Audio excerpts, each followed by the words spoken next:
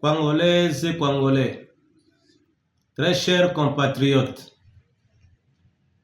30 juin 1960, 30 juin 2024, jour pour jour, notre beau pays, la République démocratique du Congo, totalise 64 ans depuis son accession à la souveraineté nationale et internationale.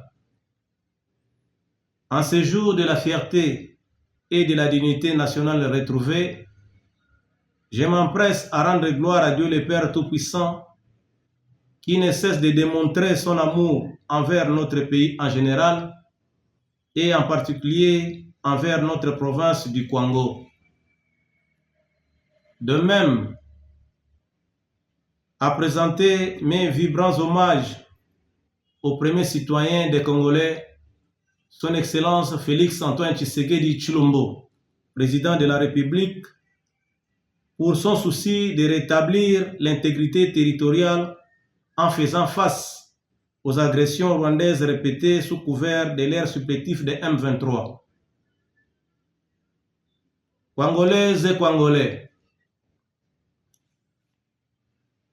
très chers compatriotes, nous sommes obligés en ces jours commémoratifs de saluer la mémoire des martyrs de l'indépendance qui ont versé de leur sang pour que vous et moi jouissions de cette liberté. En même temps, je vous appelle à honorer nos héros, entre autres, Patrice Emery Lumumba et Joseph Kasavubu. La mémoire collective retiendra qu'un digne fils congolais a joué un rôle de premier plan dans cette lutte. Ainsi, notre patriarche, Kiamvu Panzu Fumukulu, a tourné le dos aux avancées et aux sollicitudes du colon en choisissant la terre de ses ancêtres comme richesse, qu'il soit honoré à titre posthume et pour qui j'ai instruit les services de la culture et art d'ériger un monument en sa mémoire pour que nos enfants et la génération future se souviennent toujours de lui. Loin de toutes sortes de bruits, je vous invite à passer cette journée dans la méditation en nous interrogeant sur le passé, le présent et le futur de notre province, le Congo. Que faire pour sortir de ces marasmes? Comment faire pour sortir ces Congolais proches de Kinshasa, mais qui vivent toujours dans l'obscurité la plus totale, sans eau et sans infrastructures viables? Ces questionnements vous sont pesants d'or du fait que les fils et filles de notre province attendent l'arrivée du gouverneur entrant, Son Excellence Willy Bitwisila Lusunji, pour qui je demande à la population de se mobiliser massivement en vue de l'accueillir ce lundi 1er juillet 2024. Chers compatriotes, c'est ici l'occasion de nous rappeler que même si chacun de nous a ses appartenances politiques, religieuses, ethniques et autres, nous devons nous mettre sous son leadership pour l'accompagner dans son programme afin que le développement du Congo tant souhaité devienne réel et vivable. À ces propos, je tiens à vous rappeler que sous le leadership de Son Excellence Jean-Marie Petit Tamata, alors gouverneur du Congo, nous avons milité pour que le démembrement politique soit suivi du démembrement économique et financier. Nous avons eu à militer pour l'installation des directions provinciales de la DGDA, DGI des Gérades, de l'OCC soient installés dans notre province en lieu et place des antennes provinciales. Cela va entraîner comme conséquence l'augmentation sensible de la rétrocession du Congo, d'une part, et le recrutement de nos filles et garçons terminant leurs études sans l'assurance d'être embauchés. Aussi, n'avons-nous aménagé aucun effort pour aller vers les partenaires techniques et financiers de venir à notre rescousse et construire les infrastructures de base devant booster le développement de notre province. Chers compatriotes, sur instruction de son Excellence Jean-Marie Petit Tamata, j'ai conduit une délégation de partenaires pour visiter les sites devant abriter les barrages hydroélectriques de Kapanga à la mission Mukila, dont j'ai eu l'honneur de signer le contrat de partenariat et que les études déjà terminées n'attendent que le début des travaux proprement dit. Aussi, les sites devant abriter l'aéroport moderne, la prison centrale de Kenge, le stade omnisport aux standards internationaux. Dans la même lignée, je vous signale que dans les prochains jours, le Congo disposera d'un port sec à Siamajamu, à Kaemba, desservi par un réseau routier moderne allant de Kaemba à 522 km dans la province sœur du Kwilu, mais aussi de Kaemba à Kenge, fruit du partenariat public-privé. Répondant aux exigences du chef de l'État, nous enjoignant à être homme de terrain, je suis allé constater de visu yeux l'évolution des travaux engagés sous notre leadership de la manière suivante. Pour l'OVD, travaux de construction d'une amorce à l'entrée du gouvernorat, financés par les FONER à hauteur de 50 mètres, réalisés à 100%.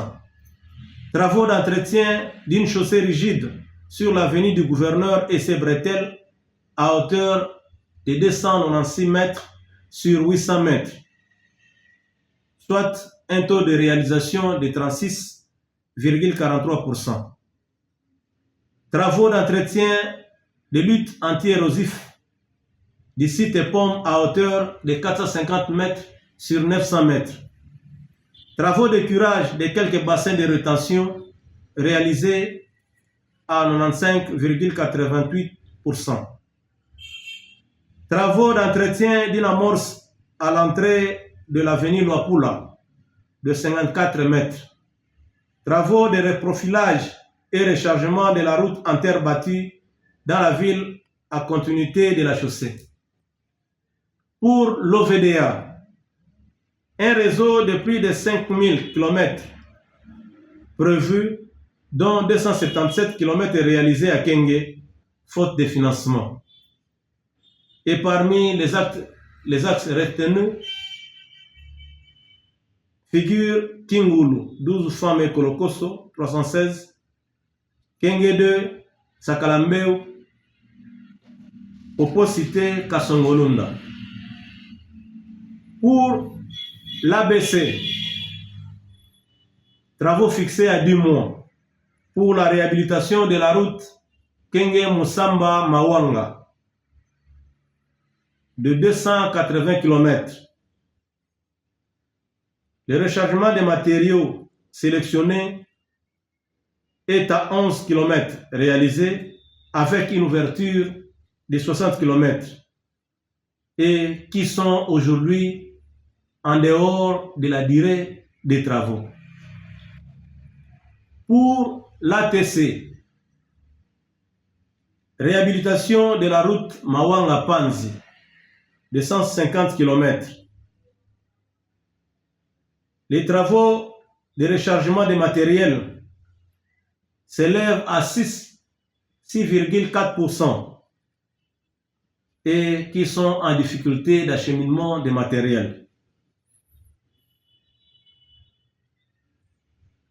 Pour les stades Mosso, à être construit par l'entreprise Minvest, ces travaux sont chapeautés par le gouvernement central. Pour les programmes ProAder, la remise partielle du bâtiment a été effectuée il y a peu de jours. Pour l'entreprise Ngwafa, la réhabilitation de la route Popo-Kasongolunda de 135 km, le rechargement des matériels est à 11 km sur une ouverture des pistes de 80 km. Pour l'entreprise Grec 7, pour la réhabilitation du pont Kwango, les travaux préparatoires ont commencé pour l'aménagement de la rivière et le bac a constitué pour faire passer les véhicules en attendant la fin des travaux. En outre, en ma qualité de numéro 1 de l'administration de la province, j'ai eu à apporter une nouvelle impulsion quant au traitement des dossiers ayant trait à l'administration. Les Congolaises et Congolais ont constaté la célérité quant aux dossiers restés en veilleuse pendant 6 mois, ont reçu des suites appropriées en moins d'une semaine. Aujourd'hui, la province du Congo dispose de sa propre station de radio, couvrant toute la superficie du Congo, mais aussi Kinshasa, Kwilu et même Angola. Tout ceci n'a été possible que grâce à une nouvelle méthode de travail que j'ai apportée vis-à-vis des membres du bureau de l'Assemblée provinciale du Congo et des honorables députés provinciaux. De leurs excellences, Madame et Monsieur les ministres provinciaux, des conseillers, des chefs de division et autres agents. Je ne peux clore mon propos sans pour autant remercier le Très-Haut qui m'a élevé à ce rang, Son Excellence Félix Antoine Tshisekedi Tshilombo, pour m'avoir investi, le patriarche Christophe Mbosso Koriapwang, Christophe, pour m'avoir proposé, et qu'il trouve ici le renouvellement de ma loyauté à son égard. Mes remerciements vont aussi à l'honorable Jean-Marie Petit-Petit, avec qui j'ai travaillé en toute franchise et qui m'a accordé beaucoup d'opportunités. Mes remerciements vont aussi à tous les ministres, membres du gouvernement pour leurs soucis partagés du développement du Congo malgré les conditions difficiles de travail. Mes remerciements vont aussi à l'endroit des conseillers et autres collaborateurs pour leur accompagnement. Errare humanum est, disent les latinistes. Étant convaincu que dans l'exercice de mes fonctions, j'ai eu à commettre des erreurs, sinon des fautes, je vous demande à toutes et à tous qui ont été vexés par mes paroles, mes actes, mes omissions ou gestes, de bien vouloir me pardonner, avec promesse de m'amender à l'avenir. Que Dieu bénisse la République démocratique du Congo, que Dieu bénisse la province du Congo. Je vous remercie. À bientôt.